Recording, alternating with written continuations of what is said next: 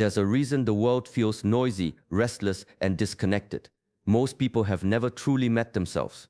They wake, scroll, rush, perform, but deep inside, there's a silence they've never entered, a presence they've never tasted.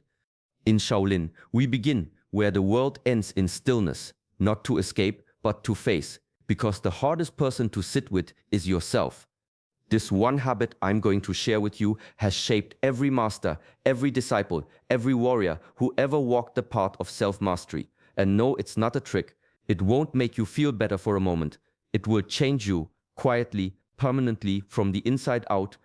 10 minutes a day, that's all. 10 minutes of pure awareness. No phones, no thoughts, no distractions, just you and the truth. This isn't about relaxation, it's about confrontation with your breath, your impulses, your forgotten depth. Most people don't know this. In traditional Shaolin, the body isn't trained first, the mind is. Through silence, through stillness, through the art of being, not doing. I'll take you through the exact principles monks use to build unshakable presence, how attention becomes strength, how form becomes freedom, and how discipline becomes peace. Stay with me to the end, and you'll walk away with more than information. You'll walk away with a practice, a single shift that can begin tonight. You don't need a monastery, you don't need years, you need presence and the willingness to return. This is Shaolin Soulfire. Subscribe and let's walk this path together. What you focus on becomes your world.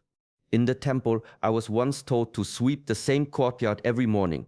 Nothing special, just dust, leaves, silence. But after weeks of sweeping, something changed. Not in the ground, but in me. I began to notice small things, a shift in the wind, the rhythm of my breath, a leaf falling before it touched the stone. That's when I understood. Attention is not passive, it's power. It shapes reality. You see, most people don't live. They drift, pulled by noise, habits, emotions they don't even recognize. Their attention is scattered, and so their life becomes scattered. Their mind jumps from thought to thought, never landing, never resting, and they wonder why they feel so lost. But the Shaolin path begins with awareness, noticing where your energy goes, what you give your eyes to, what you let into your ears, what your mind returns to again and again. It's not about judging your distractions, it's about seeing them clearly, without reacting.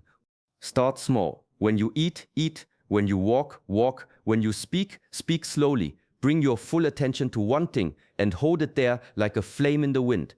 The discipline is not in doing more, it's in doing one thing completely. With time, your attention becomes sharp, focused, quiet, and when that happens, your life begins to gather itself, like water flowing into a single point. This is the first step toward mastery, not in the body, not in the breath, but in the mind that watches them both. In the West, movement is often performance, something to show, something to measure. But in Shaolin, movement is listening, a quiet conversation between the body and the spirit. There was a monk who practiced one form every morning for 20 years. The same motion, the same breath, nothing fancy. But when he moved, it felt like the ground responded. His steps weren't loud, but they carried weight, like each one was placed with full intention. That's the difference. Most people walk to get somewhere, stretch to fix pain, exercise to look a certain way. But mastery begins when movement becomes meditation. When you slow down enough to feel what your body has been trying to tell you all along. A simple stretch, held with full presence, becomes more than physical. It reveals how restless your mind is, how quickly you want to escape, how much you resist stillness, even in motion. This is the work. Not to move more, but to move with meaning, to let every gesture, every step, every breath carry your attention. You begin to understand that the body is not separate. It remembers, it stores your fears, your patterns, your chaos, but it can also unlearn. Repetition is not dullness, it's refinement, a ritual that clears the noise and brings you back to the now. When you walk, walk like a monk, aware, grounded, deliberate. When you stretch, don't force, listen. When you stand, stand like a mountain, present, unshaken. This is how mastery looks on the outside, simple, unhurried, but within, it's fire, it's discipline, it's a lifetime of returning to form, not for beauty, but for becoming whole.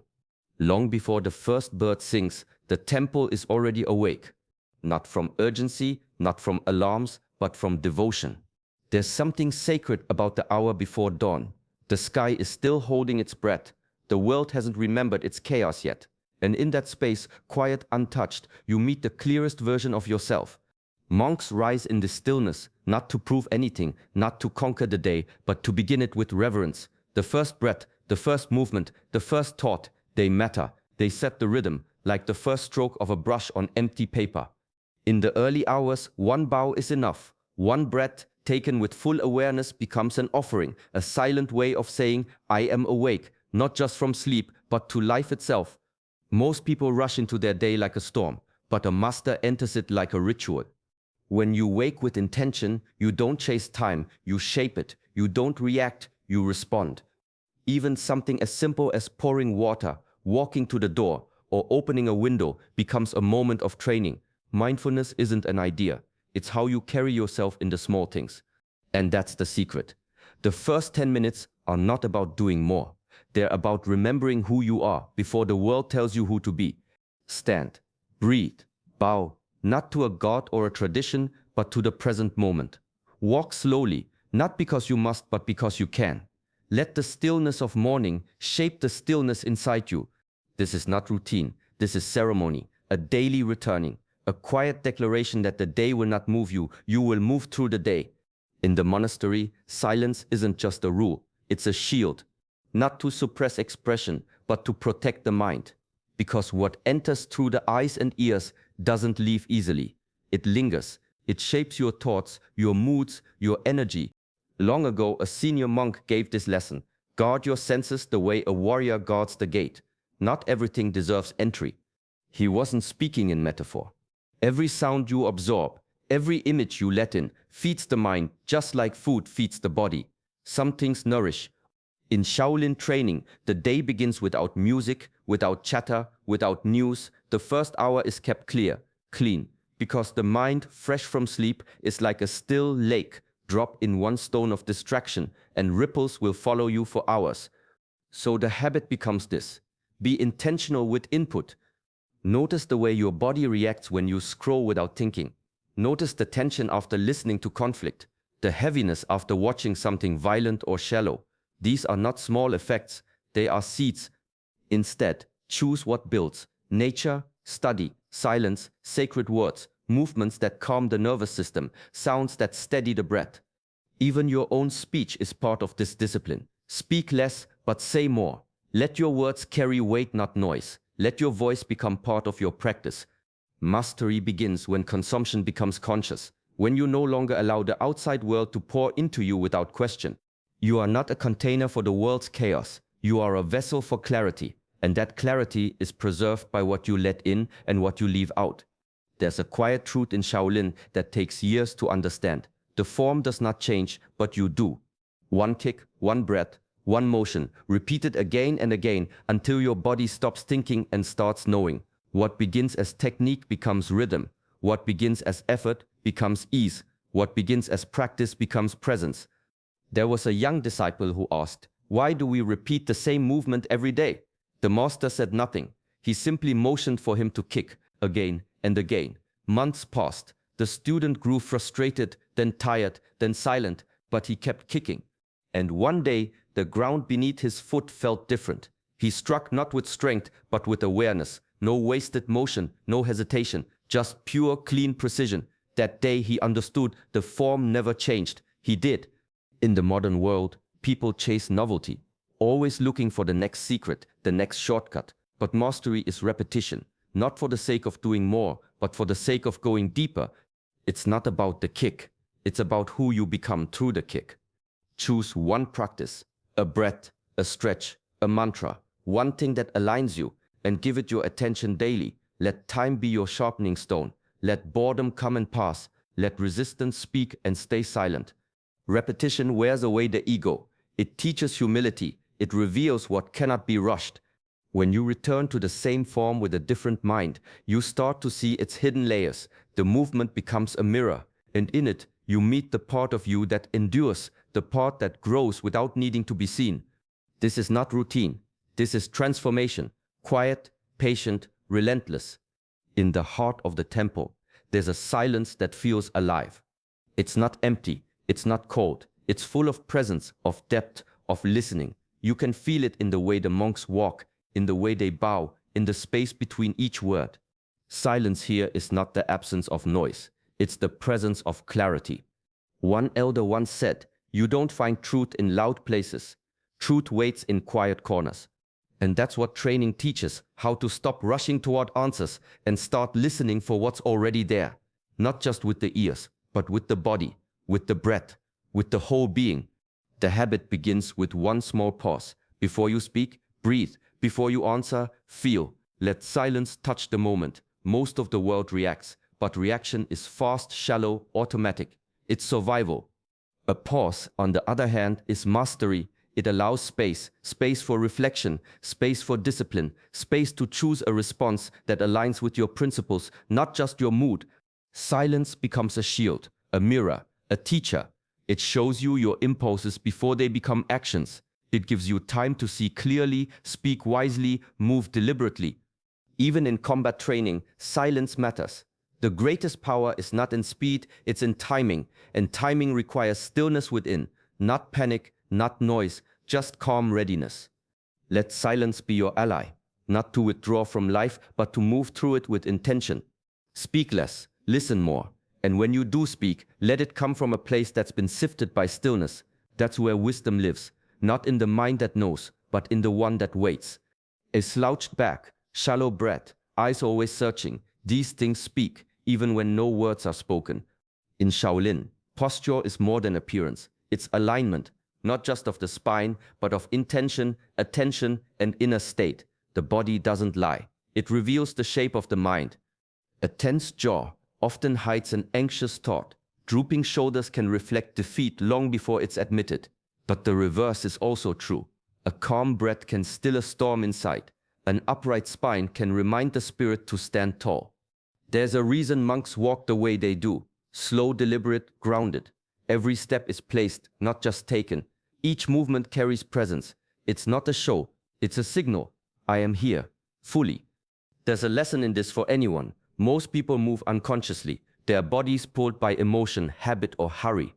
But when you begin to move with awareness, when you walk like the ground matters, when you sit as if holding a sacred weight, something shifts. You start inhabiting yourself. The habit is not to move more, it's to move well, to let your body become a reflection of your intention. Aligned, alert, rooted, not rigid, but alive. Even in stillness, there's a posture. When sitting in meditation, the back is straight, but the shoulders are soft, the chin tucked, the gaze calm. This is not for looks, this is for clarity, because the way you hold yourself becomes the way you hold your thoughts. Discipline doesn't begin in the mind. It begins in how you carry the body through a room, through a conversation, through the silence of your own breath. Train your posture, and you train your presence. And presence, more than anything, is what the world feels, even when nothing is said. There's a moment in every practice when you want to stop. The legs tremble, the breath shortens, the mind starts whispering, "This is too much, this is pointless, this isn't working." That's the moment most people retreat. But in Shaolin, that moment is sacred. Because pain, boredom, and resistance aren't signs to quit. They're doors. They mark the edge of the known, the edge of comfort. And beyond that edge is where real training begins. A monk once stood in horse stance for hours, not to impress, not to punish himself, but to meet what was inside. Every ache was an invitation. Every restless thought was a mirror. He didn't fight it, he didn't flee. He breathed and stayed. Most of us are trained to escape discomfort. We reach for noise, movement, distraction. But what we avoid controls us. What we face calmly, steadily, begins to lose its grip. The habit is this: when discomfort rises, don't flinch. Stay where you are. Notice, breathe deeply. Let the experience pass through you, not define you. Pain teaches patience. Boredom teaches presence. Resistance teaches strength. In stillness, your thoughts get louder. But this is good. It means you're hearing what's usually buried under distraction. In holding a position past comfort, you learn where your limits are imagined. This is where refinement happens. Not in the easy moments, but in the quiet battles, when you stay with yourself, fully present, when everything in you wants to run. The body strengthens, the mind softens, the spirit sharpens. Mastery isn't about avoiding discomfort. It's about walking into it without fear and knowing that what feels like resistance is often the beginning of transformation. So this is the path not of perfection, but of return. You will drift, you will forget, you will lose presence, fall out of rhythm, feel the pull of old habits. That's not failure, that's the practice. Every return is a strengthening. Every time you come back to the breath, to the body, to the moment, you're building something unshakable, quietly, patiently, from the inside out. Start small. One breath taken fully, one movement done with care, one silent moment in the morning before the world arrives. This isn't about doing more. It's about remembering more often.